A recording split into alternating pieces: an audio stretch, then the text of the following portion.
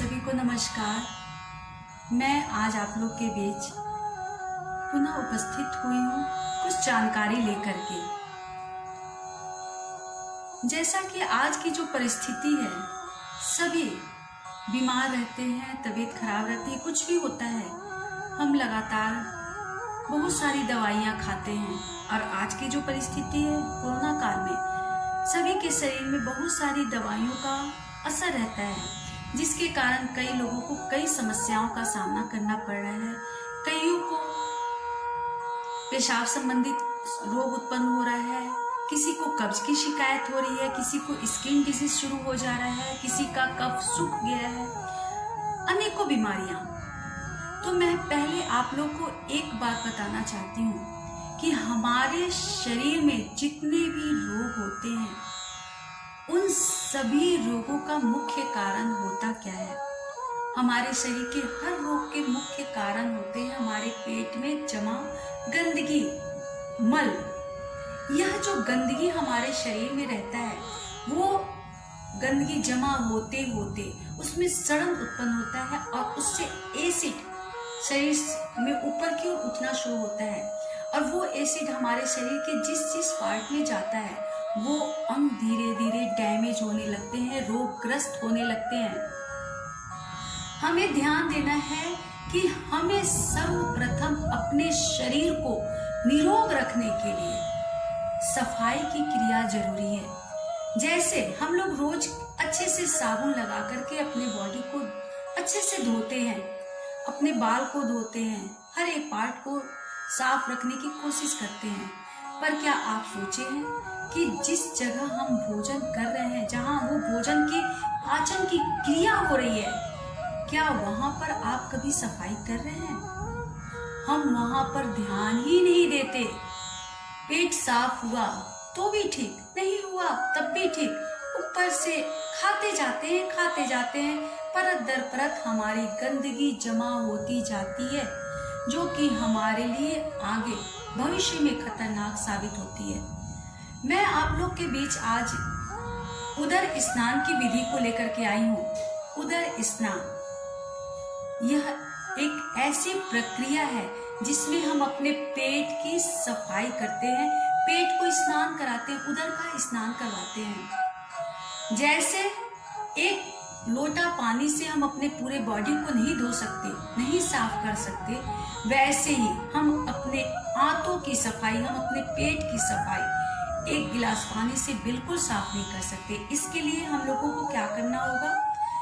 सुबह खाली पेट 4 गिलास पानी आप एक टोपिया में गर्म करते हैं, शीशा का गिलास लेते हैं, शीशा के गिलास में आधा चम्मच सेंधा नमक रखते हैं, उसमें 2 कागजी नींबू, अगर बड़ा नींबू है तो 2 लिए, छोटा नींबू है तो 3 लेते हैं। नींबू को काटने का तरीका क्या होता है? नींबू पकड़ते हैं, उसको किनारे से कोर को काटते हैं, पूरा चारों तरफ से कोर काट दिए, अब उसको घुमा करके उसको अलग करते हैं। काटना ऐसे है कि आपके नींबू का बीज न कटे। अब इस नींबू को क्या करते हैं, जो शीशा के गिलास में हम सेंधा नमक पेंदी में रखे हैं, उस सेंधा नमक पे हम 2 नींबू को अच्छे से निचोड़ देते हैं, बीज नहीं डालना है। अब इस जो बेस, ये क्या हुआ, हमारा बेस तैयार हुआ है। नमक पर हम साइट्रिक एसिड को डालते ही ये क्षार तैयार होता है। ये हमारे शरीर के एसिड को डाउन करता है, धीरे धीरे कम करता है। हम क्या करेंगे, अब ये जो पानी हम गर्म किए हैं, उस पानी को हम उसमें मिक्स करते हैं, एक फेन की तरह लिक्विड तैयार होता है। इस लिक्विड को हम पूरे पानी में मिक्स कर लेते हैं, एक साथ घोल देते हैं। इसी पानी को सुबह खाली पेट 4 गिलास पानी हम 5-10 मिनट के भीतर पी लेते हैं। पीने के बाद क्या होता है, आपको मोशन फील होता है। मोशन फील होते ही आप फ्रेश होने बाथरूम जाते हैं।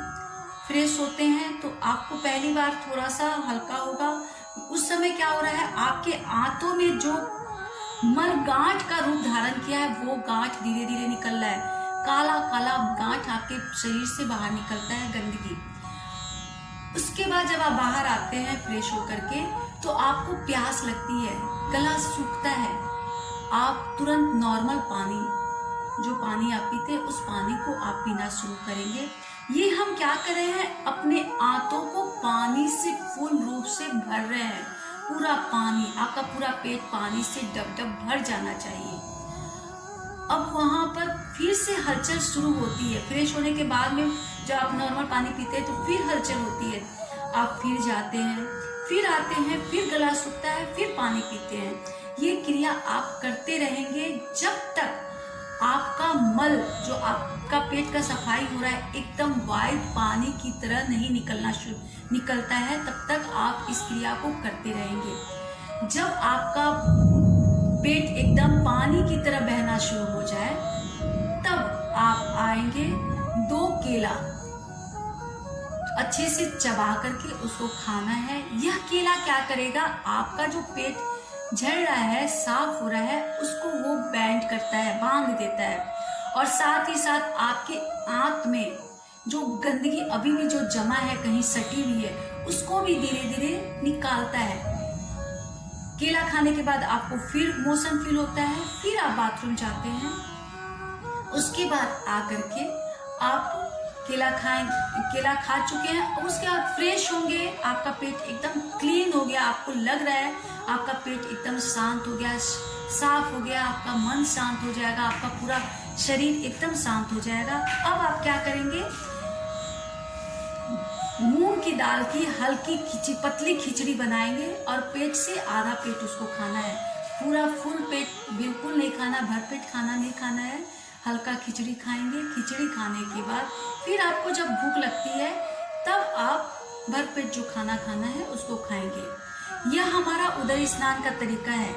उदर स्नान ज्यादा बेनिफिट कब देता है, जब आप फास्टिंग किए रहते हैं। मतलब जैसे आप एक दिन पहले फास्टिंग किए, फास्टिंग करने के बाद में दूसरे दिन सुबह सुबह आप फ्रेश होकर के भोजन नहीं करना है। अब अगर आप उस समय उदर स्नान करते हैं तो यह लाभ आपको ज्यादा देता है। इस समय आपका पेट एकदम क्लीन हो जाता है, आपकी भीतर की जो मशीन है, जो पाचन क्रिया, जो तंत्र है, वो रेस्ट में रहता है। एक दिन पहले आप फास्टिंग जो किए रहते हैं, उस समय वो रेस्ट रहने के कारण जो आप पानी उस पर डालते हैं, पानी से भरते हैं, यह जो पानी आप तैयार किए, ये सिर्फ पानी नहीं है, ये बेस है, ये एक साबुन है आपके पेट की सफाई का। वो आपके पेट में जाते ही पूरा आंत धीरे धीरे क्लीन होता है। जहाँ भी गंदगी है, आपके बॉडी में जितने भी अंग्रेजी दवाई का जो टॉक्सिन जमा है, आपके रोग जो आपके शरीर में जमा है, वो सारी गंदगी इस मल के द्वारा, इस उदर स्नान के द्वारा धीरे धीरे हमारे शरीर से निकल जाता है। हम अपने टॉक्सिन को, अपने जहर को, विष को अपने शरीर से बाहर निकालने की क्रिया कर रहे हैं। यही क्रिया उदर स्नान कहलाता है। जिनको ज्यादा काठिन्य कब्ज रहता है, कितना भी नींबू पानी पीते पेट साफ नहीं होता है, वो एक दिन बीच करके इसका अभ्यास करते रहेंगे। जब तक पेट क्लीन नहीं होता है तब तक इसको करते रहेंगे, क्योंकि पेट में अगर गंदगी है तो कई रोग उससे आपके शरीर में उत्पन्न होंगे, जैसे गठिया, कब्ज, gas, acidity, blood pressure, heart, cancer, लिक्विडर्मा, कई बीमारियां आपके शरीर में उत्पन्न होने लगेंगे। इनफैक्ट जितने भी रोग होते हैं, सारे रोग का मुख्य कारण पेट की गंदगी होती है। इसलिए उदर स्नान हमारे शरीर के लिए बहुत ही ज़्यादा जरूरी है। जैसे हम अपने नित्य शरीर की सफाई करते हैं, स्नान करते हैं, वैसे हम अपने उदर की स्नान को भी हमेशा करते रहेंगे, ताकि हमारा पेट, हमारे भीतर के तंत्र हमेशा साफ रहें, स्वस्थ रहें। इससे हमारे सारे सिस्टम धीरे धीरे ठीक होने लगेंगे, आप स्वस्थ होने लगेंगे।